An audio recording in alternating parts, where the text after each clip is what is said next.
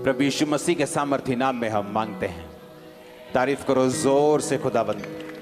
उत्पत्ति की पुस्तक उसका 46 और उसकी 31 से लेकर 34 आयत। तब यूसुफ ने अपने भाइयों और अपने पिता के घराने से कहा, मैं जाकर फिरौन को समाचार दूंगा कि मेरे भाई, मेरे पिता के सारे घराने के लोग जो कनान देश में रहते थे वो मेरे पास आ गए हैं। वे लोग चरवाहे हैं क्योंकि पशुओं को पालते आए हैं, इसलिए वे अपनी भेड़ बकरी गाय बैल और जो कुछ उनका है सब ले आए हैं। जब फिरौन तुमको बुला के पूछे कि तुम्हारा उद्यम, तुम्हारा बिजनेस क्या है, तब कहना कि तेरे दास छोटे होते से ही पशुओं को पालते आए हैं, वरन हमारे पुरखा भी ऐसा ही करते थे। इससे तुम गोशेन देश में रहने पाओगे क्योंकि सब चरवाहों से मिस्री लोग घृणा करते हैं। तब यूसुफ ने फिरौन के पास ये समाचार दिया कि मेरे पिता, भाई, भेड़ बकरियां, गाय बैल जो कुछ उनका है सब कनान देश से आ गया है और अभी वो गोशेन देश में है। उत्पत्ति 47 उसकी 5 से लेकर 6 आयत। तब फिरौन ने यूसुफ से कहा, तेरा पिता और तेरा भाई तेरे पास आ गए हैं, मिस्र देश तेरे सामने पड़ा है। इस देश का जो सबसे अच्छा भाग हो उसमें अपने पिता और भाइयों को बसा दे, अर्थात वो गोशेन ही देश में रहें। और यदि तू जानता हो तो उनमें से जो परिश्रमी पुरुष हैं उन्हें मेरे पशुओं के अधिकारी ठहरा दे। सब बोलो आमीन। अब 47 उत्पत्ति 11 और 12 आयत में लिखा, तब यूसुफ ने अपने पिता और भाइयों को बसा दिया और फिरौन की आज्ञा के अनुसार मिस्र के सबसे अच्छे से अच्छे भाग में अर्थात रामसेस नामक देश में भूमि देकर उनको सौंप दिया। और यूसुफ अपने पिता का, भाइयों का और पिता के सारे घराने का एक एक के बाल बच्चे के घराने की गिनती के अनुसार भोजन दिला दिलाकर उनका पालन पोषण करने लगा। आमीन। बाइबल कहती है कि जब यूसुफ ने अपने राजा को कहा कि मेरे बाप, मेरे बच्चे, जो मेरे सब परिवार है वो आ गया है, तो बाइबल कहती है कि उसने कहा कि तुम उनको बताना कि तुम्हारा बिजनेस क्या है। तुम्हारा बिजनेस है पशुओं को पालने का। लेकिन वचन ये कहता है कि मिस्री लोग जो थे वो पशु पालन से, चरवाहों से नफरत करते थे।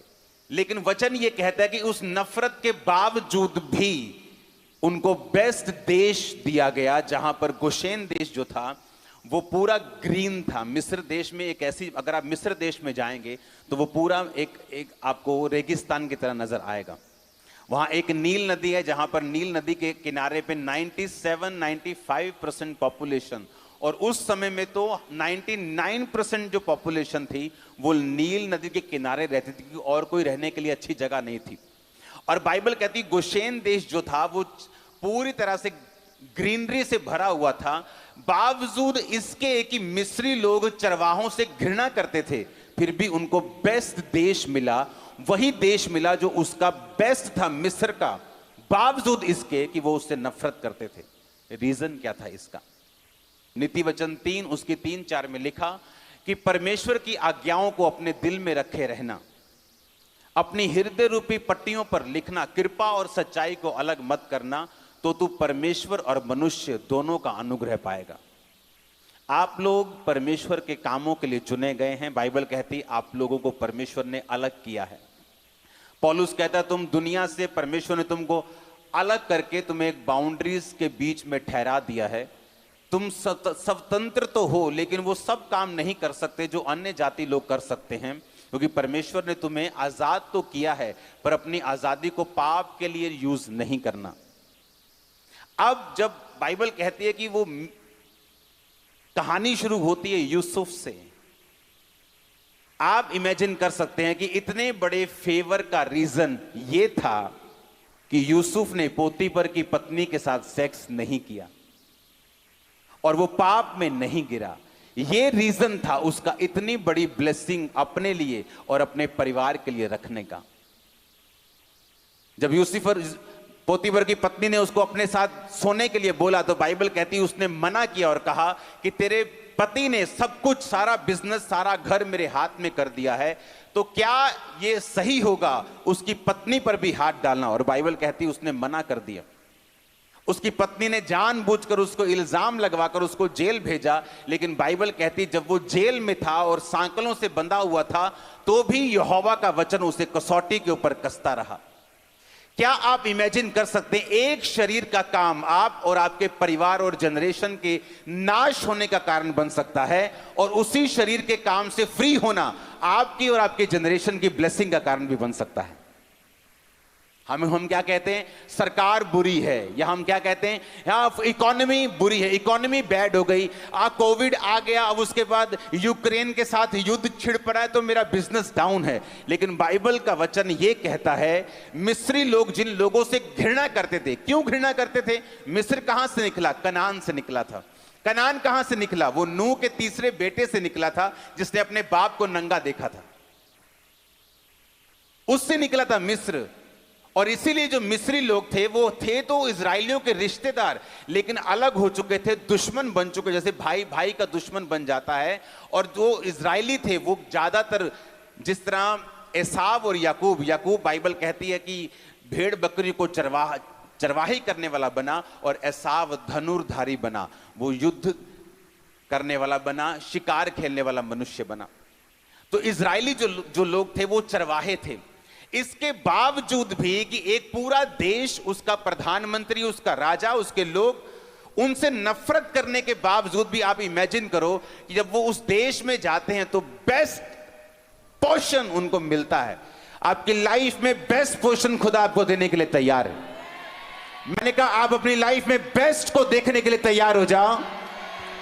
बस एक काम करना है। यहां पे मैं आपको एक ही वचन देने के लिए आया हूं। यह वचन खुदावंद ने मुझे इस हफ्ते की शुरुआत से थोड़ा पहले दिया था, आज देने के लिए आप लोगों को। अगर आपने एक काम ये कर लिया, मैं आपको बताता हूं, इकोनॉमी बैड हो, इकोनॉमी वर्स्ट हो, आपका देश यूएसए हो, सोमालिया हो, नाइजीरिया हो, इंडिया हो, कोई फर्क नहीं पड़ने वाला। आप बेस्ट हिस्से में रहेंगे इन जीसस नेम। आमीन। मुझे ऊंचे वाला चाहिए चर्च। हालेलुया। अब उसने जब मना किया कि मैं इस शरीर के काम को नहीं करूंगा और मैं आत्मा के अनुसार चलूंगा, हालेलुया, और वहां से उसकी जर्नी जो है वो स्टार्ट होती है। जब वो अपने शरीर के काम को मना कर देता है और वहां से उसकी स्पिरिचुअल जर्नी स्टार्ट होती है। यीशु मसीह ने कहा, जब तुम मेरे वचनों के ऊपर चलेगा तो परमेश्वर और मनुष्य दोनों का ग्रेस तू पाएगा। आज आप जानते, आजकल का यूथ इतना कंफ्यूज क्यों है? क्योंकि पवित्रताई में नहीं है। आप जानते हैं आजकल का यूथ इतना ब्रेक क्यों है? इतनी अपॉर्चुनिटीज होने के बावजूद भी फाइनेंशियल स्ट्रगल क्यों है? क्योंकि पवित्रताई की कमी है लाइफ के अंदर। और जिस दिन ये कमी खत्म हुई, आप इमेजिन करो बाइबल क्या कहती है। आप जानते हैं, अगर आप इस स्टोरी को आगे पढ़ें, उत्पत्ति 47 उसकी 18 से 24 और 11 से 12 पढ़ें, तो वहां पे बाइबल कहती है, जब सारे देशों में अन्न खत्म हो गया तो सारे लोग यूसुफ के पास जाकर अन्न मांगने लगे। तो पहले यूसुफ ने भेड़ बकरियां, गाय बैल के बदले में उनको अन्न देना शुरू किया। जब वो भी खत्म हो गए तो वो फिर आए, कहते अब सब कुछ खत्म हो गया, अब क्या करें? कहते हमारे पास सिर्फ जमीन रहती है। तो वो अपनी जमीन दे देकर उससे अन्न खरीदने लगे। और बाइबल कहती है सारे मिस्र की जो धरती थी वो फिरौन की राजा की हो गई, गवर्नमेंट की हो गई। तो यूसुफ जो धर्मी था उसने कहा, हम तेरे से पूरी जमीन नहीं लेंगे, तुम ऐसा किया करो, जमीन अपने पास रखो, इसका 5 हिस्सा 20% जो है इसकी जमीन का तुम राजा को दिया करना और बाकी से अपना पेट पाला करना। समझ आई कि नहीं आई? लेकिन वहां एक वचन लिखा है, वहां लिखा है, याजकों की भूमि यूसुफ ने अपने पास नहीं रखी।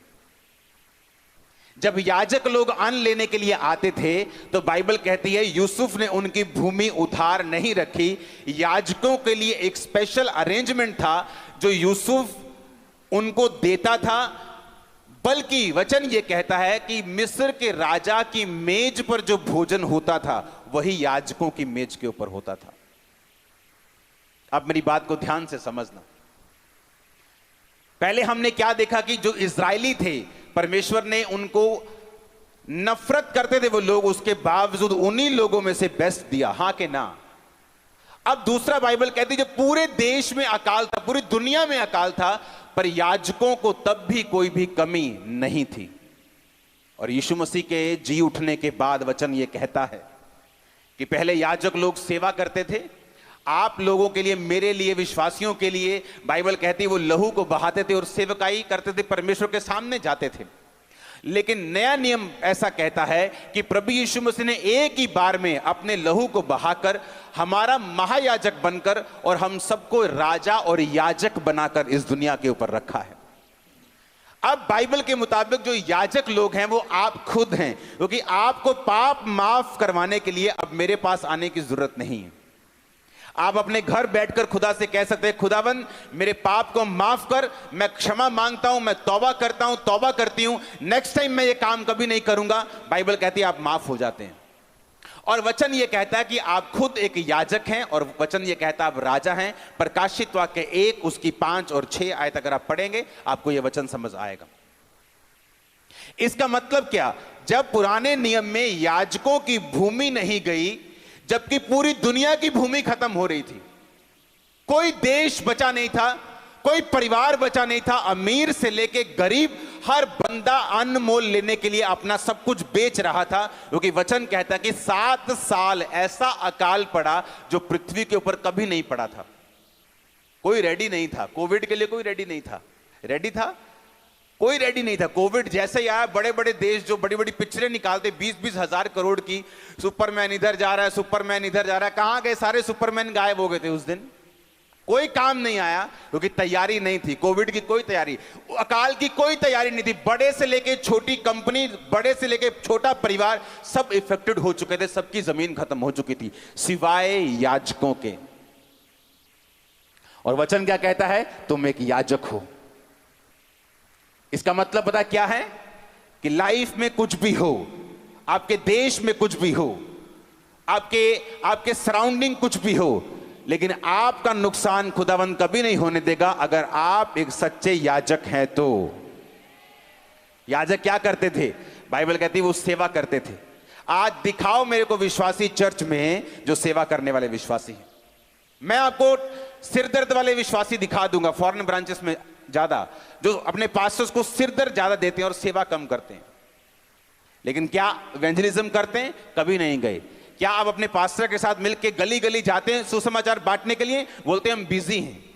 एक रिक्शा वाला से लेके एक इलन मस्क तक सब बिजी हैं, कोई फ्री नहीं है।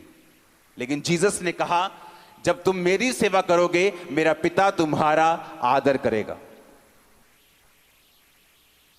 और तुम्हारा नुकसान नहीं होगा। किन लोगों के नुकसान हो रहे हैं? जो सेवा में नहीं।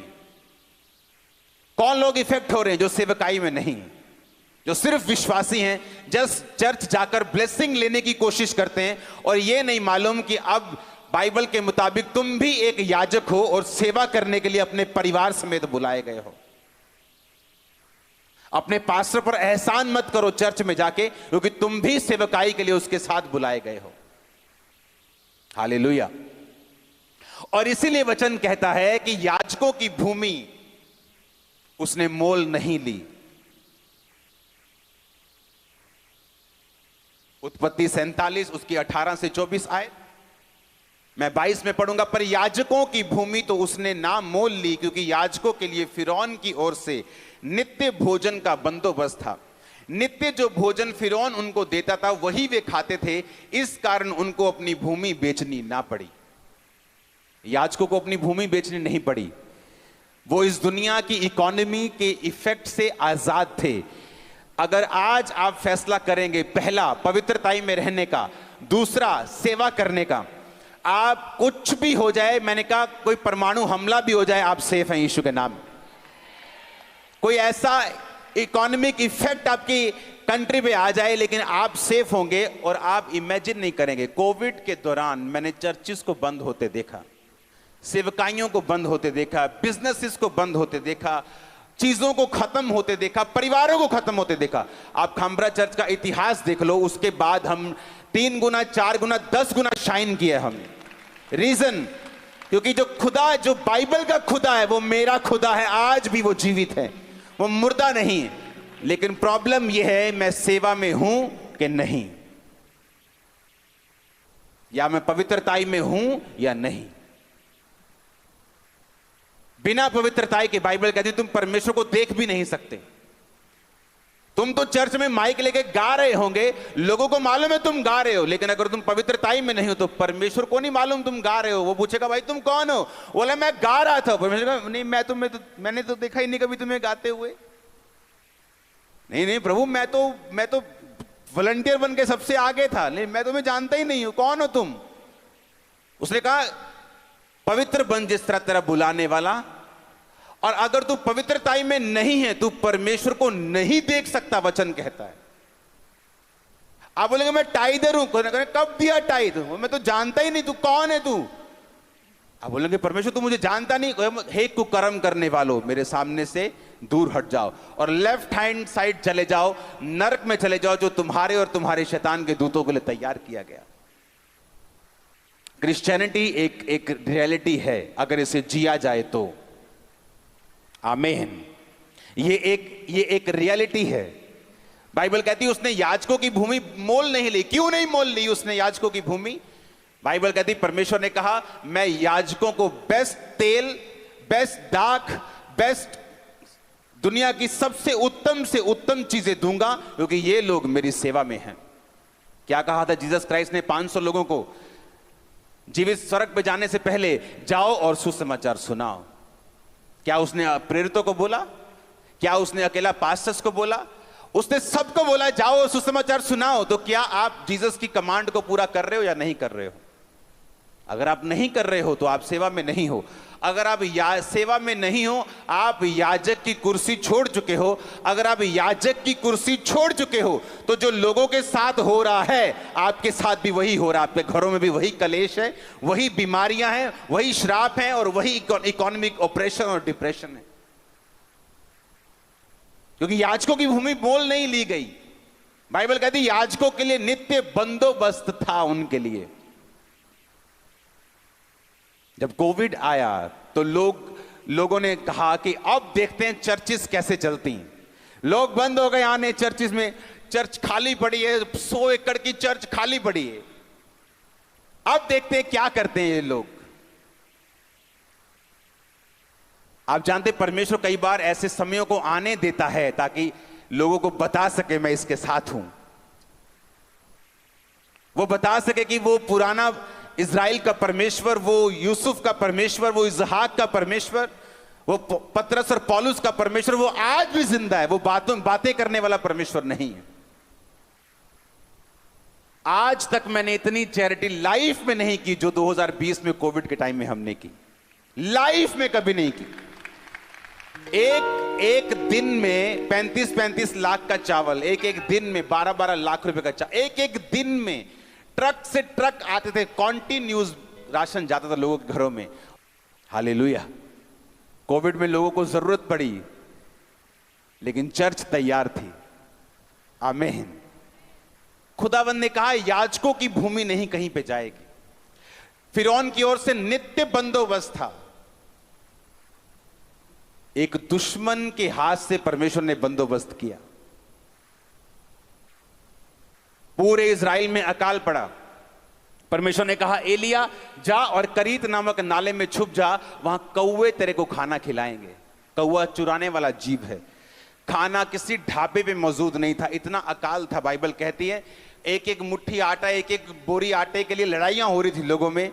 खाना कहां मौजूद था? सिर्फ राजा की रसोई में। और बाइबल कहती एलिया मांस और रोटी रोज तब तक खाता था जब तक वो कौवों को बस ना कह दे कि बस, क्योंकि वो याजक था। याजकों के लिए परमेश्वर का इंतजाम ऐसा है जैसा आम लोगों के लिए नहीं है। तो क्या आप सेवा में हैं? क्या आपका परिवार सेवा में है?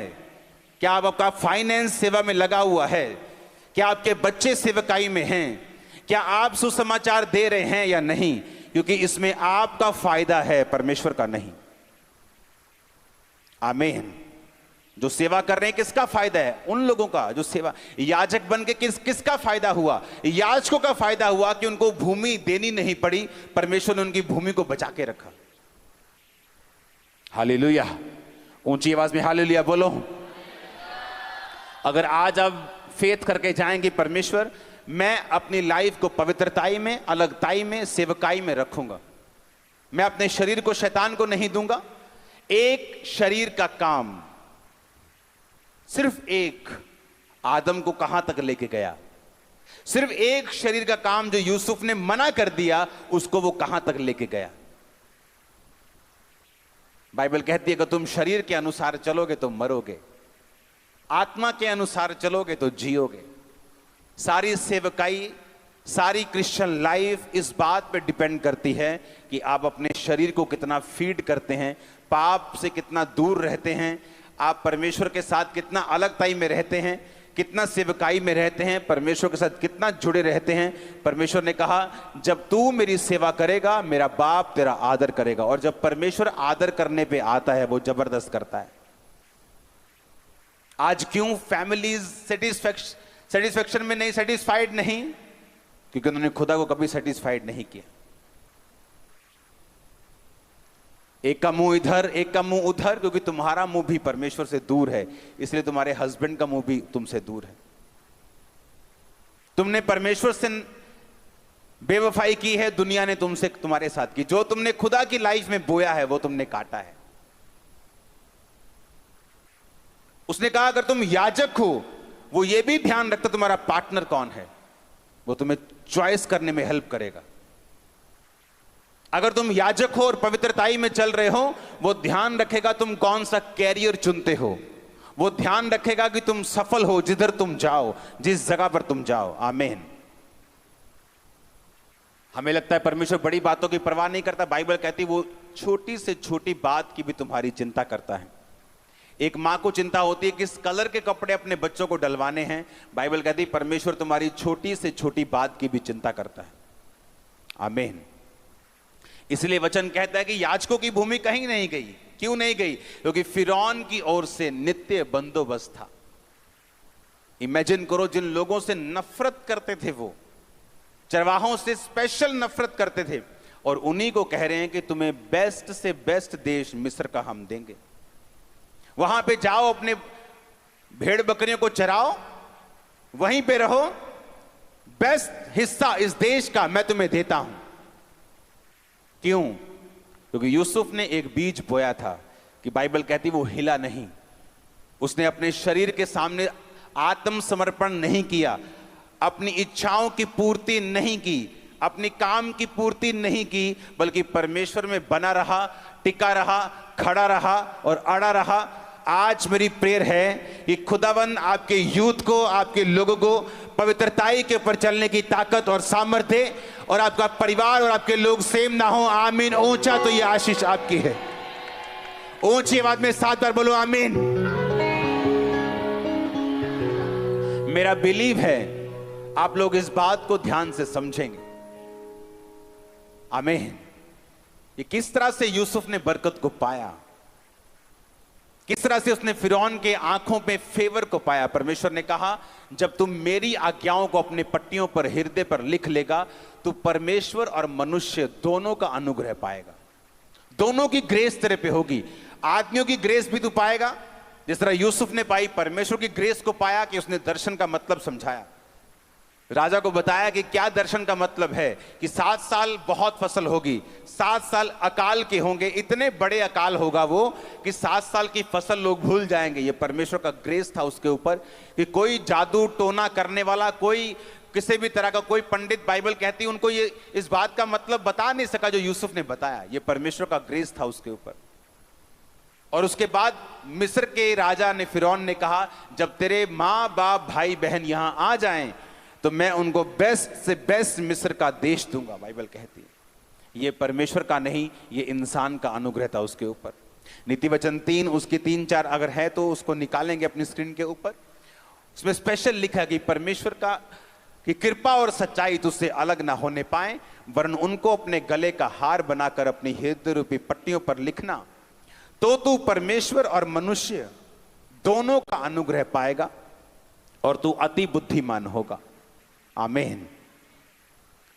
आपको ग्रेस चाहिए अगर आप बाहर निकलते हैं तो, अपने बिजनेस प्लेस में, अपनी जॉब, अपने कैरियर में, अपनी पढ़ाई में, अपने परिवार में आपको ग्रेस चाहिए, खुदाबंद की भी और इंसान की भी। आमीन। और परमेश्वर ने कहा है अगर तू मेरी आज्ञाओं को अपने हृदय पर लिख लेगा तो तू ग्रेस को पाएगा, मनुष्य का भी और परमेश्वर का भी। हालेलुया। मेरा बिलीव है कि आप लोग पवित्रताई के वचन को बड़े सीरियसली लेंगे और अपनी लाइफ से उन कमियों को, उन त्रुटियों को दूर करेंगे जो परमेश्वर ने रखी हैं कि आपकी लाइफ में ना हो। और हमें लगता है ये छोटा सा काम है, ये तो छोटा सा काम है, इससे क्या हो जाएगा, ये मेरी छोटी सी कमी है मेरी लाइफ की। बाइबल कहती है एसाव ने एक बार के भोजन के बदले में अपने पहलौठे होने के अधिकार को बेच दिया, इसलिए आज आप बोलते हो अब्राहम इसहाक याकूब का परमेश्वर। नहीं तो हम ये कह रहे होते अब्राहम इसहाक एसाव का परमेश्वर। जब दाऊद के घर में मसा करने के लिए नबी गया तो वो दाऊद नहीं था जिस पे परमेश्वर की योजना थी, आपको मालूम होना चाहिए।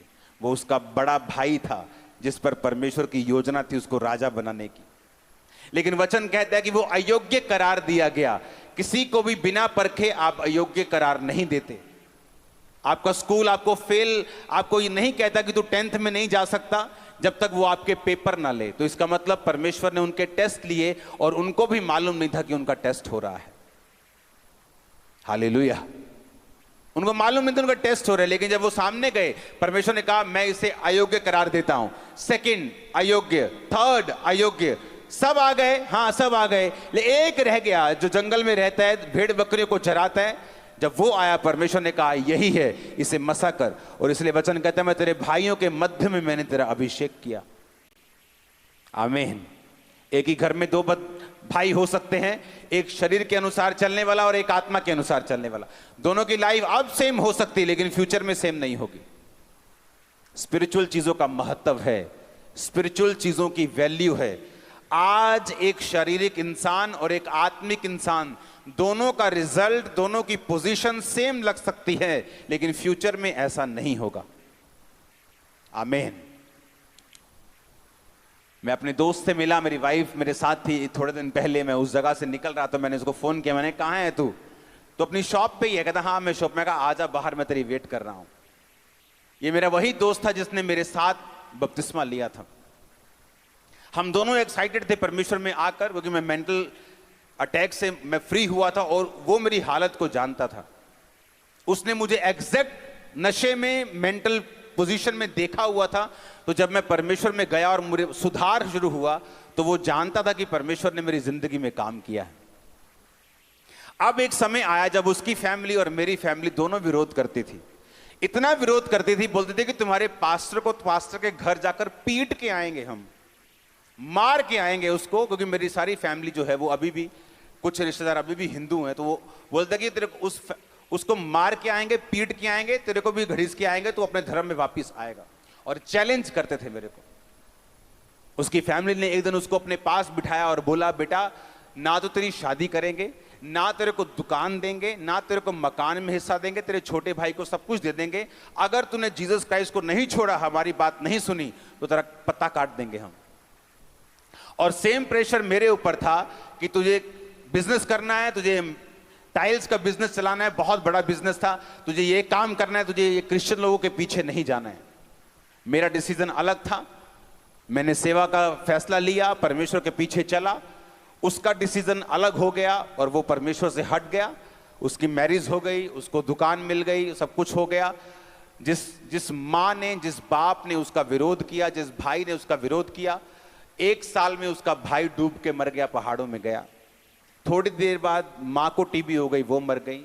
उसके बाद उसका बाप मर गया। अब वो अकेला है, उसकी मैरिज खराब हो चुकी है, सब कुछ फिनिश हो चुका है लाइफ में। और आज जब हम दोनों मिलते हैं और जमीन आसमान का फर्क लगता है। और एक समय हमने इकट्ठे शुरुआत की थी, और ज्यादा लंबा समय नहीं मैं बोल रहा हूं, जस्ट 15 साल 16 साल की बात कर रहा हूं।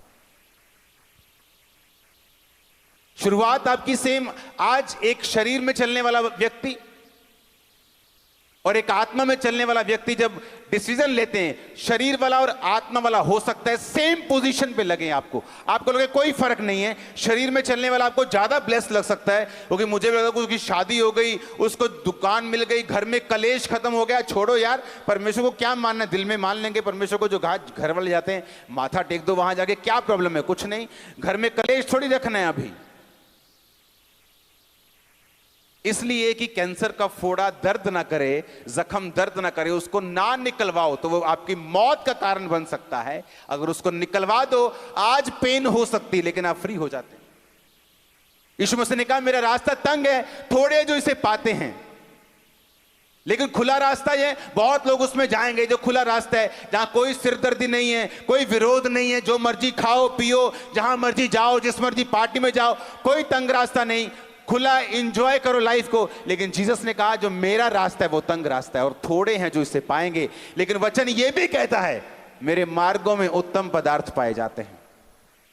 फिर जो क्रिश्चियन लोगों की लाइफ में होता है वो दूसरे लोग सोच भी नहीं सकते। आमीन। उनकी ब्लेसिंग्स, उनका कद जो परमेश्वर करता है, वो 10 जन्म लेकर भी, शरीर में रहकर भी उसको नहीं पा सकते। हालेलुया। लेकिन शुरुआत कहां से हुई? दोनों की शुरुआत एक सी लगती, शरीर वाला भी एक सा लगता है और स्पिरिट वाला भी एक सा लगता है। तब शरीर वाला हो सकता है ज्यादा आशीषित लगे कि इसको सारा कुछ मिल गया और मैं आत्मा में रह के इतनी डिफिकल्टी सहन कर रहा हूं, परिवार में रोज कलेश। आप इमेजिन करो, आप अपने घर में हो, आपकी माता और पिता से कोई बात नहीं होती। ऐसे चर्च में, जब मैं 50-60 लोग चर्च में आते थे तो मेरा भाई लिख के लगा देता था कि मेरा धर्म किसी की बुराई नहीं करता, लोगों को दिखाने के लिए। वो भी मेरा विरोधी हो गया था कि मेरा हिंदू धर्म किसी की बुराई नहीं करता, कि तेरा धर्म बुराइयां करता है, लेकिन मेरा लिख के कलीसिया के सामने टांग के जाता था वो। आज उसी चर्च में सेवा करता है। मेरे बाप भी, मेरी माँ भी, मेरा भाई भी, उसकी पत्नी भी, उसकी बच्ची भी। हालेलुया। और जब परमेश्वर फिर लेके आता लोगों को घड़ीस के, जब उसके बेबी नहीं हुआ, शादी मेरे छोटे भाई की मुझसे पहले हुई, कहता है इसने शादी नहीं करनी है, सेवा में चला गया, मेरी शादी करो, ये बंदा गलत है, मेरी शादी करो। शादी कर ली, बेबी नहीं हुआ। 1 साल, 2 साल, 3 साल, 4 साल, 7, 10 साल निकल गए। जब उसको वर्ड दिया मैंने परमेश्वर का, बेबी हुआ उसी साल। तो उसे मालूम हुआ कि ये फर्क है मुझ में और इसमें, कि इसने इतने साल परमेश्वर में लगाए हैं, ये फर्क है मुझ में और इसमें। इसने सेवा को नहीं छोड़ा, ये फर्क है इसमें और मुझ में। मेरी लाइफ को देखा गया, परखा गया। आपकी फैमिली कभी भी आपके प्रचार पे यकीन नहीं करती, याद रखना। आपकी फैमिली यकीन रखती है आपके लाइफ के रिजल्ट के ऊपर, जो आप दिखाते हैं बाय फोर्स बाय फायर। आमीन। वो आपके प्रचार को नहीं सुनती। मैंने अपने फादर को बैप्टाइज दिया, अपनी मदर को बैप्टिज्म दिया, अपने ब्रदर की वाइफ, मैंने अपने पूरे परिवार को बपतिस्मा दे चुका हूं। और आप इमेजिन करो, एक बार भी बैठकर ऐसे 1 सेकंड के लिए बाइबल खोलकर मैंने उन्हें कभी वचन नहीं बताया। जो सुनते चर्च से सुनते हैं और लाइफ देखते हैं मेरी घर पे, वो जीवन देखते हैं पवित्रताई का, अलगताई का, और रिजल्ट देखते हैं और रिजल्ट को सल्यूट करते हैं लोग। आपकी लाइफ में, सुनो मेरी बात, पवित्रताई, सुनो, एक गुण नहीं है। पवित्रताई एक गुण नहीं है, सिर्फ एक गुण नहीं है, एक अच्छा एट्रीब्यूट एक नहीं है। पवित्रताई एक हथियार है आप लोगों के लिए। आप नहीं जानते, आपकी लाइफ का वर्स्ट अटैक जो शैतान ने किया है, आप होलीनेस से उसे खत्म कर सकते हो। वो आपके हस्बैंड पे हो, वो आपके फाइनेंस पे हो, वो आपके बच्चों पे हो, वो आपकी सेहत पे हो, वो आपके किसी भी चीज के ऊपर हो। पवित्रताई को मेंटेन कर लो, प्रेयर को मेंटेन कर लो, सेवा करनी शुरू कर दो, अटैक खत्म हो जाएगा, वो स्ट्रगल खत्म हो जाएगा। वो 40 साल पुराना रोग क्यों ना हो, वो 50 साल पुरानी आपकी फैमिली ट्रबल कर्स क्यों ना हो, अगर आप इन चीजों को फॉलो करना शुरू करेंगे, सब चेंज हो जाएगा। हालेलुया। आज मेरा वो दोस्त भी एग्री करता है मेरी बातों से कि तूने स्टैंड लिया इसलिए तू यहां पे है। मैं तेरी ब्लेसिंग के साथ मैच नहीं कर सकता हूं। कहता मैं 1% भी मैच नहीं कर पाता हूं तेरी ब्लेसिंग के साथ। वो खुद इकरार करता है। हम दोनों अभी भी दोस्त हैं, लेकिन उसे मालूम है कि मैंने एक फैसला लिया था, उसने भी एक फैसला लिया था परमेश्वर में ना चलने का, और मैंने चलने का। वो दिन मेरे दुख भरे थे। घर पे जाना, माँ से बात ना होना, बाप से बात ना होना, भाई से बात ना होना, लड़ाई होना, झगड़े होना, कोई इमोशनल अटैचमेंट सब खत्म हो गया था घर में। जीसस ने कहा जो कुछ तुम मेरे लिए छोड़ देगा तू पाएगा, 100 गुना पाएगा। आज मेरा परिवार मेरे साथ ज्यादा अटैच होगा, मेरे भाई से भी। क्यों? उसका वचन पूरा हुआ। आमीन। लॉस एंजलिस में ये फर्स्ट मैं सीड डाल के जा रहा हूं। मेरा बिलीव है आप लोग सेवा में जाएंगे, मेरा बिलीव है सुसमाचार आप लोग देंगे, मेरा बिलीव है। आमीन। लोग को यहां सुसमाचार देने की आदत नहीं, इसलिए मैं जहां पे मेरी ब्रांच ना हो मैं क्रूसेड नहीं करता हूं, क्योंकि लोगों को सुसमाचार देने की आदत नहीं है। जो लोग ब्रांच से बाहर अगर वो क्रूसेड करवाएं, वो कभी भी इतना सुसमाचार नहीं कर पाते जितना मेरी ब्रांच कर पाती। हालेलुया। क्योंकि आपको सिखाना है लोगों को कि अगर आप सुसमाचार देंगे, अगर आप सेवा में जाएंगे, आप प्रोटेक्टेड रहेंगे, आप ब्लेस्ड रहेंगे। आप खामबरा में टेस्टिमनीज को सुनते हैं, आप amazing testimonies, hundreds of testimonies her Sunday her Thursday होती। रीजन क्या? उन लोगों को लगाया है मैंने सेवकाई में, उनके परिवारों को लगाया है सेवकाई में। क्योंकि जब आप सेवकाई में होते हैं, पास्टर्स को भी आसानी होती है आपकी लाइफ में हीलिंग करने के लिए, डिलीवरेंस करने के लिए, आपकी लाइफ में बरकत को रिलीज करने के लिए उनको भी आसानी होती है कि आप परमेश्वर के वचन के ऊपर खड़े हैं। आमीन। आप गर्म है तो अगर थोड़ा पड़ेगा तो जल्दी शेप में आ जाएंगे आप, लेकिन अगर आप ठंडे हैं तो पास्टर थोड़े मार मार के थक जाएगा, और उसका भी विश्वास आप एक दिन खत्म कर दोगे, जो आज चर्चिस में हो रहा है। हालेलुया। मेरा बिलीव है आप लोग सेवा करेंगे। आज एंजल्स आपको टच करेंगे, अनॉइंटिंग आपको छुएगी, आप सेम नहीं होंगे। अपने परिवारों समेत यीशु मसीह के सामर्थी नाम में आमीन हो। चाहिए बरकत आपकी है। Hallelujah, hallelujah. आपने तो वचन पढ़ा है, मैंने पूरा होते देखा है। वो सरकारें जो क्रिश्चियन लोगों से नफरत करती हैं, मैंने उसका फेवर पाया है इंडिया में।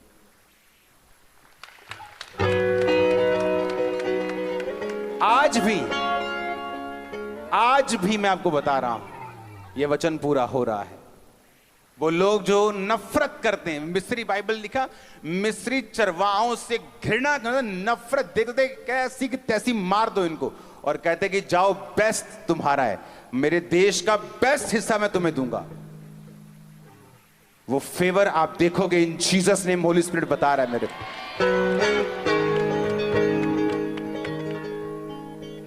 एक बंदा जो नफरत करता है मिस्री इजराइलियों से, चरवाहों से जो घृणा करते, बाइबल कहती है नफरत, हेट करते थे उनको, और कह रहे भाई साहब आ जाओ, मिस्र देश में बेस्ट गोशेन देश, हरी चारगाहियों से भरा हुआ तुम्हें देता हूं, मेरे पशु भी तुम रख लो, अधिकारी बन जाओ मेरे पशुओं के, मेरे बिजनेस में पार्टनर बन जाओ। आपने अभी फेवर देखा नहीं, जब आता है आपका दुश्मन भी आप पे फेवर करके जाता है। बाइबल कहती है पूरे इजराइल में कहीं खाने की जगह नहीं थी, सिर्फ परमेश्वर को मालूम था खाना कहां है, राजा की रसोई में, और कौवे वहां से ला लाकर एलिया को खिलाते थे। और जो बाइबल की और पुस्तकें हैं, अगर आप स्टडी करेंगे, एलिया जब उस अकाल से बाहर आया तो अपने शरीर में मोटा हो चुका था, उसका वेट बढ़ चुका था। अकाल के टाइम पर भी परमेश्वर ने कहा मैं तुझे हंसमुख रखूंगा, यह वचन पूरा होता है। आमीन। लेकिन क्या हम सेवक हैं? क्या हम सेवकाई में हैं? क्या हम परमेश्वर के कामों को कर रहे हैं? क्या हम अलगताई में हैं? क्या पवित्रताई में हैं? क्या परमेश्वर के वचनों को हम वो आदर देते हैं जो हमें देना चाहिए? अगर हम देते हैं तो तैयार रहो फेवर लेने के लिए, तैयार रहो नुकसान से बाहर आने के लिए, तैयार रहो नए ग्रेस को, नए अनुग्रह को देखने के लिए खुदाबंद के, तैयार रहो अपने परिवार को बचता हुआ देखने के लिए यीशु मसीह के नाम में। हालेलुया। यीशु मसीह ने क्या कहा? उसने कहा तू बच, तेरा घराना बचाया जाएगा। कौन बचा? पहले यूसुफ बचा। उसने कहा अपने भाइयों को, कहता निराश मत होना, पछताना मत कि तूने मुझे बेच दिया, तुमने मुझे बेचा नहीं, यहोवा ने मुझे आगे भेज दिया। धर्मी के ऊपर मुसीबत आई, बाकी पापियों पे नहीं आई। कहते मैं इसलिए आगे आया हूं कि इस देश में आऊं, इसका अन्न बचाऊं और फिर तुमको बचाऊं। तू बच, तेरा घराना बचाया जाएगा। रूबेन अपना घराना नहीं बचा सका, क्यों? बाइबल कहती है अपनी पिता की पत्नी के साथ उसने व्यभिचार किया, अपनी स्टेप मदर के साथ वो सोया। इसलिए बाइबल कहती परमेश्वर ने उसे अपना घराना बचाने के लिए इस्तेमाल नहीं किया। और याकूब ने कहा रूबेन तू दूसरों से श्रेष्ठ नहीं होगा, क्योंकि तू एक व्यभिचारी जन है। एक क्रिश्चियन है लेकिन वो भी आम लोगों के जैसे सब कुछ कर रहा है। क्यों? क्योंकि लाइफ में पाप है उसका। अगर पाप नहीं है वो इफेक्टिव होगा, वो होगा आज नहीं तो कल होगा। उसने कहा रूबेन तू लोगों से श्रेष्ठ नहीं हो पाएगा, आम लोग जैसे जीते तू भी जिएगा, क्योंकि तूने अपने पिता के बिछोने को अशुद्ध किया है। और यूसुफ, बाइबल कहती वो बचा और उसका घराना बचाया जाएगा। आज लोग चर्च में आते बोलते मेरी पत्नी बचाई जाए, मेरा बच्चा आ जाए, मेरे माँ बाप आ जाए। मैं उनको बोलता हूं तू बच पहले, तू बच गया, तू अच्छी तरह से बच गया और बचा रहा, तेरी फैमिली तेरे पीछे आएगी। वचन कहता है 100% आएगी, 99.999 नहीं, 100% तेरा परिवार बचाया जाएगा। पॉसिबल नहीं, मैंने कहा पॉसिबल नहीं है कि तुम यीशु मसीह के अनुसार चलो और तुम्हारा घराना बचाया ना जाए। पॉसिबल नहीं। वो आएंगे, मैंने कहा वो खुदावंद लेके आएगा उनको। उसने वचन में लिखा तू बच, तेरा घराना बचाया जाएगा। आमीन। यूसुफ ने प्रेयर नहीं की खुदावंद मेरे घराने से मुझे मिला, बल्कि पाप से बच के रहा। अकेला था, इमोशनल डिस्टर्ब था, पाप कर सकता था, बहाना था उसके पास, लेकिन वचन कहता है वो परमेश्वर में रहा, अलगताई में रहा। अपने हाथों को उठाओ, थैंक यू जीसस। ऊंची आवाज में सब दिन खड़े हो जाओ, अपने हाथों को उठाओ।